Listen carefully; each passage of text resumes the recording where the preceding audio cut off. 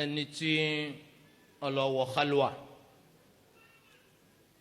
lórúkọ wípé òun fẹ́ tara bẹ́ẹ̀ dẹni tó gba okùn kókùn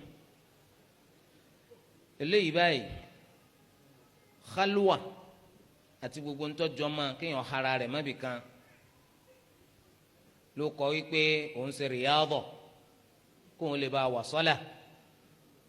ọ̀tàkùlà náà nàbì wa Muhammad sallallahu alayhi wa sallam ìfìyàjẹni sàǹsàn sí ni ìfìyàjẹrẹ ni ní pàápàá ni nítorí pé ọlọ́run bá ti sọ lẹ́ni tí ń ríran róye oòrùn ọwọ́ àgbà kún tí ọmọ ibi tó jẹ́ pé ògidì òkun ni ọlọ́run ti sọ lẹ́ni tí ń jẹ oúnjẹ tó wù ọ́ ọwọ́ àgbèrà rẹ lọ bí tó yẹ pé àfi tí wọ́n bá fún ọ jẹ wọn á lò ń ṣe díkìrì ń fìyà jẹra rẹ ní pàápàá fìyà jẹrẹ ni lórúkọ ọfẹ wà sọlá eléyẹn àwọn ẹni tí wọ́n ń ṣe tọríkọ lọ́nà wípé àwọn fẹ́ẹ́ di Tijaniyyah àwọn ni máa ń sábà ṣerú kálúwà wọn yẹn tó bá lòun wà sọlá kó tó di pọ wà sọlá tẹbi bá ń pa tó wà nínú kálúwà yẹn wọ́n máa tan torchlight sí lójú pé kí ló rí máa torchlight ni torchlight ó tún wà ń bẹ díẹ̀ sí torí pé ó ti wà sọlá ẹ̀wọ̀n lọ́wọ́ àwọn nítorí pé rìádọ̀ tí wọ́n ń ṣe fún kò tí ì gbẹ́kọ̀ so ní odidi tó bá gbẹ́kọ̀ tó bá gbà pé torchlight tó rí un ọlọ́run ló rí a'udhu billah torí ẹ̀ náà lè ti sọ pé ma fil jubbati illa hu pé kò yẹ sẹ́n kankan ní bẹ́ẹ̀ nínú sọ́ọ̀rọ̀ òun bùbọ́ òun àfọlọ́n a'udhu billah so àwọn tó ń ṣe léyìn tó bá kó wọn bẹ́ẹ̀ ní wọn ti ń ṣe pátí o torí pé àwọn bàbá máa ń ṣàdúà òdodo sì wà nù àdúà yẹn wọ́n ní ọlọ́run sì wà ládọ́rùn mọ́tọ́ because látàrí bí wọ́n lu koro rẹ̀ sí ọ létí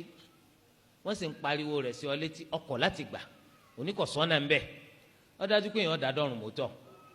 ìbá ṣe pé mo ti máa ní nígbà tí ò wúlò mà torí di eléyìí tètè gbà lónìí ẹ sì máa yí pé gbàtà à ń pèpè lọ sí di Sunnah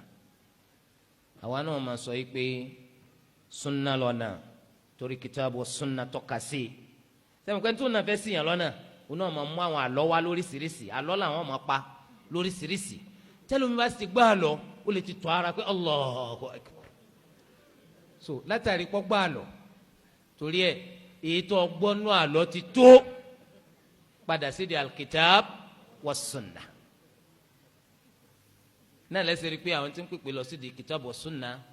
àwọn ọ̀ya wọn la láti sọ pé dánilọ́kọ̀ ń bẹ torí pé gbogbo tí wọ́n sọ fáwọn èèyàn wà lákọọ́lẹ̀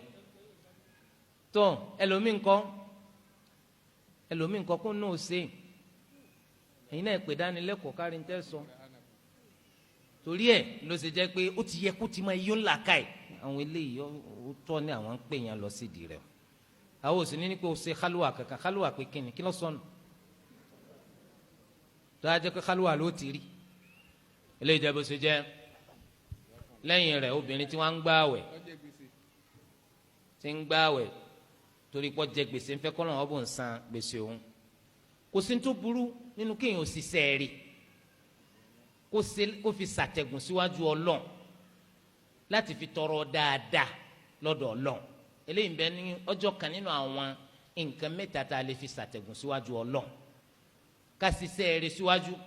ká wọn pé kọ́ lọ́wọ́ wo iṣẹ́ rí tá a ṣe ń torí tiẹ̀ yún kó sì nǹkan báyìí fún wa so ṣùgbọ́n pẹ̀lú májẹ̀mú kó ní sọ pé àwẹ̀ mẹ́ta náà lèèyàn máa gbà tí èèyàn máa fi rí gbèsè san pẹ̀lú ẹ̀rí wò bí ẹ̀ bá ti lè gba àwẹ̀ ọ̀sẹ̀ kan bùkátà ti bíá níbo ló ti rí so eléyìí ó ti di nǹkan mìíràn lópin ìgbà tí èèyàn bá ti dá ní tí òfin ọ̀dá kò sí wàhálà tá a bá ti lè mójútó léyìí kò sí wàhálà mẹ́ ṣùgbọ́n ní tó fẹ́ san gbèsè ó tún yẹ ká kọ́ nípa àwọn àdúrà tó wà nù Sunnah ó wà nù Sunnah àdúrà tí Ànábì sallallahu alaihi wasallam sọ pé téèyàn bá ń ṣe Ọlọ́run máa bá yàn san gbèsè yàn eléyìí tó yẹ ká mójútó tọ́pọ̀lọpọ̀ kàkún ewu awadúró orí tí Ànábì ṣe wá ewu àdúrà ìmoore tọ́pọ̀lọpọ̀ nínú ọmọlẹ́yìn fi ń san tó bá ṣe pé àfa kan ló fẹ́ fọ́n nákẹ́lì kan tó yẹ kó lè tara rẹ̀ tún wọ́n náà wọ́n tún náà sanwó rẹ̀ ní òjò ṣiṣẹ́ ó ṣe kídìmá rẹ̀ ní òjò jẹ́ ẹ wá wo adúrú tí Ànábì kọ́ wa èlò la san náà rí èlò wọn ni ká mú wa. Allahumma aghnini bihalalika an haramik wa akfini bifadlika amman siwak. Allahumma aghnini bihalalika an haramik wa akfini bifadlika amman siwak.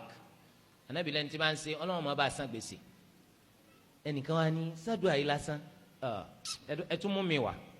ó nítorí gbèsè tí ń bẹ lọ́rùn òun 100 millions ẹ wá ní bẹ́ẹ̀ ni tó bá ti gbàgbọ́ yóò sì rí bẹ́ẹ̀ sàmọ́tò bá ní sọ́wọ́ àdúrà yìí gbèsè rẹ̀ ó tún máa gele má sí ni torí ẹ̀ àwa gbọ́ lọ́ngbọ́ agbọ́lọ́ngbọ́ àsìgbà Nabi Muhammad sallallahu alayhi wa sallam gbọ́ torí ìdí eléyìí yóò sì jẹ́ bẹ́ẹ̀ fẹ́ni tó bá gbàgbọ́ bẹ́ẹ̀.